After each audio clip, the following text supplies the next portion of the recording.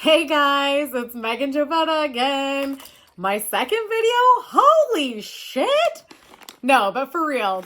I came on here today because I want to go over some of the things right after surgery that I dealt with and the vitamins I'm taking and just, little tidbits here and there. As most of you know, from my last video, if you haven't watched that, go to it and then subscribe to me and like it and all that good stuff. But anyway, as most of you know, my surgery was October 13th. So my pre-op, before October 13th, I actually had to go on a 2-week liquid diet. This isn't something that every surgeon recommends, but this is what my surgeon recommended. And of course, I listened to him.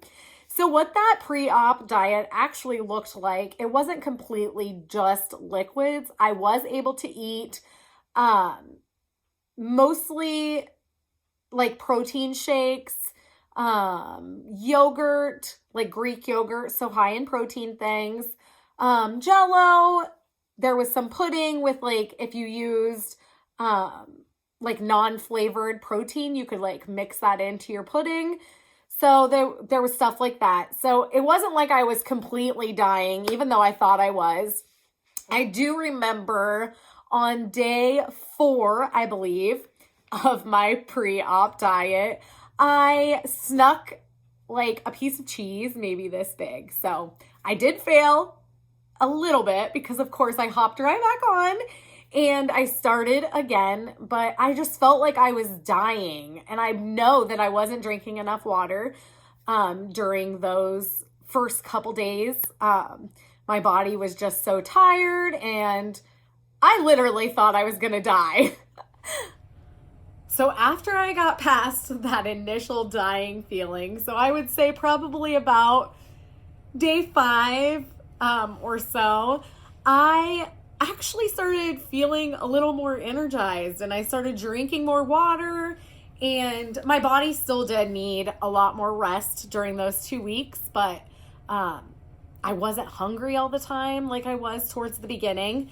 And then I went in on the morning of the 13th for my surgery, and I had to fast, of course, that morning, and I was starving, and we had to be there pretty early. I can't remember exactly when. I should have wrote all this down, of course, but who would have known that I was going to try to start a YouTube channel? But anyway, so we got there and we walked around for a while, and then I went in and my friend Mindy went with me, and we ended up having to go in there, and she was able to sit with me. Of course, this was during the COVID, like there was still no visitors allowed in the hospital. So she went in with me and we sat there, and the nurses came in, they started prepping me, they took me back for surgery, and she was allowed to come back in right before I was taken to my room. But once I was in my room, no one was able to come, so I was there by myself. I do remember waking up and, of course, feeling a little foggy, but I didn't even feel like I'd had surgery. Like, it was so weird. I wasn't really sore or anything. And I recall just like laying there and wondering why there was no nurses coming in. So I got out of my bed and I unstrapped a couple things. I don't even remember everything, like the heart monitor or whatever or the pulse ox. And anyway, I went out to the nurse's station and I asked the nurse that was sitting there, I was like, is someone going to come in and like, can I move? Can I change my clothes? And she's like, oh, I'm so sorry. I didn't realize you were awake. There's been an emergency happened, so that we it's only me, so I have to stay here. But yeah, if you're feeling good and you want to change your clothes, go ahead. So I actually changed my clothes, had no pain really. of course, you always have that initial, like, a little bit of soreness, but I'm sure, like, I felt like, oh, well, I have all these pain meds I'm sure that they gave me, so that's probably why I'm feeling so good. And I went into the bathroom and I took some pictures of my stomach. In the introduction, you can actually see the pictures that I had taken.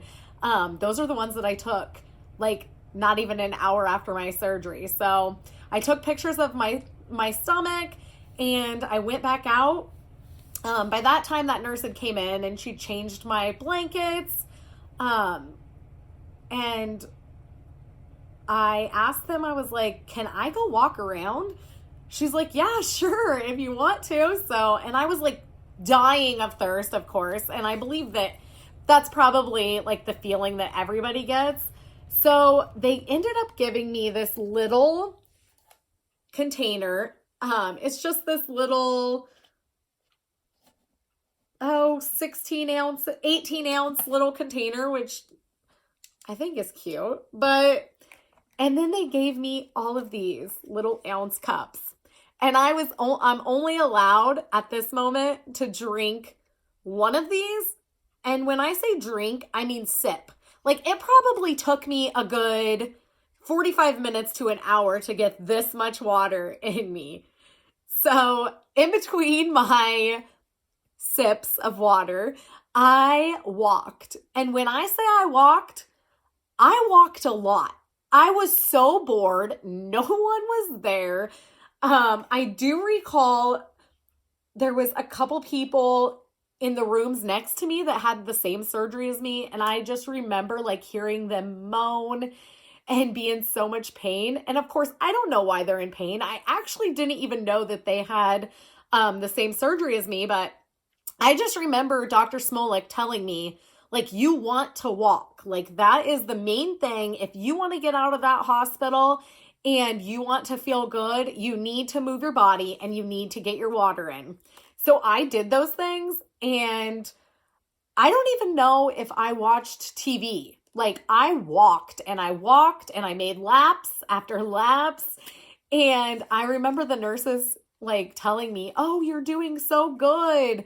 Like, there's hardly anyone in here that walks as much as you have been walking. So I felt amazing. I ended up not taking any pain pills, like to sleep or anything. I believe that they had only given me maybe some Tylenol. And the next morning I found out that I could have visitors. So what do? But I called my mom because she was coming to pick me up. And I called her and I said, you can come early and hang out with me until I'm released. So she came up and we just sat there and we talked, and then we walked and we talked some more. And then I had a really good friend. She's actually my cousin's best friend, who happened to be one of the nurses at the station. So her and I, we were able to, catch up and talk a lot and stuff. So that was really, really nice that I got to see Dallas. So if you're ever at Mercy and you have a nurse named Dallas, treat her amazing because she is a beautiful person and she helped me out so much. Anyway, so I get released and they ended up sending me home these little spoons for me to like measure my food. And honestly, one meal, this is like a half a teaspoon. And this was like enough to fill me up for that first couple days. And of course, it was a liquid diet. And this was like more liquid. Like for the first, I can't even remember. It might have been just 1 week. It was like broth, Jello, water, like stuff like that. That was like completely liquid. And then they did like transition me into like the yogurt and the more thick soups. But that was like the second week, I believe. And honestly, since I did that 2-week post-op or pre-op liquid diet, the 2 weeks after my surgery were a breeze. And I felt amazing. They also sent me home with this. So sometimes I do use this water. Like today I have been using it, but it's just like 20, a little over 20 ounces. And so when you first have the surgery, it's a lot easier to count by ounces. I remember with those little tiny ounce cups, they actually have you drink the water and then make a tally mark in a notebook. And so I would do that. I would make little tally marks. And I can't remember if I actually still have all my tallies. I don't think I do. But I would tally every time I would drink an ounce of water. And then I would tally again every time I would make a lap around the hospital, because it's like a circular thing around the nurses station and then like all of the offices and stuff. So I did that. Oh, I did. I kept them. So here's all my tallies. Those are all my like walking to and from the bathroom, walking the halls, all my water that I drank. You also had to breathe, and I totally forgot to bring that over here, but like breathe into this machine. And that was, so the three things that they would tell you is drink, walk, and breathe. So I had to make sure that I could breathe also. So I would count how many times I would breathe into that 10 times. And I did 10 times an hour. So I would tally those, which would also help the surgeon know how I was doing. And that was the first day. And then by the second day, you can see that my tallies, they grew in size by quite a bit. So my tallies just kept going up, which was awesome. And I was released and came home.